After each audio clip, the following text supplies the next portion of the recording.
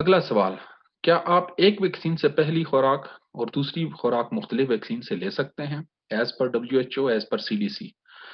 ये जो मुख्तलिफ वैक्सीनें होती हैं, ये मुख्तलिफ टेक्नीक से इस्तेमाल होती हैं। जैसे कि मैंने शुरू में बताया, कुछ वैक्सीन जो है वो वायरसेस को मार के, इनएक्टिवेटेड करके या उसको कमज़ोर करके बन सकती हैं, कुछ वायरस की जीनियाती मवाद से बन सकती हैं, कुछ और वायरसेस को इस्तेमाल करके बन सकती हैं, कुछ वायरसेस की प्रोटीन्स को इस्तेमाल करके बनती हैं। हर वैक्सीन मुख्तलिफ किस्म की है और उसके अंदर जो उसके साथ एडजुवेंट्स या केमिकल्स डाले जाते हैं, वो भी मुख्तलिफ हो सकते हैं।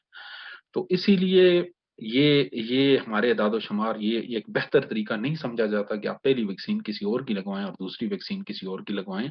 रिएक्शंस भी हो सकते हैं, क्या पता एक वैक्सीन से आपको रिएक्शंस ना हो, दूसरी वैक्सीन से रिएक्शंस हो सके। तो डब्ल्यूएचओ भी यही रिकमेंड करता है कि इस तरह का इम्तज़ाज, ये कॉम्बिनेशन बेहतर नहीं है, इसकी सिफ़ारिश नहीं करता वर्ल्ड हेल्थ ऑर्गनाइज़ेशन कि आप एक वैक्सीन किसी और की लगवाएँ, दूसरी खुराक किसी और वैक्सीन से लगवाएँ।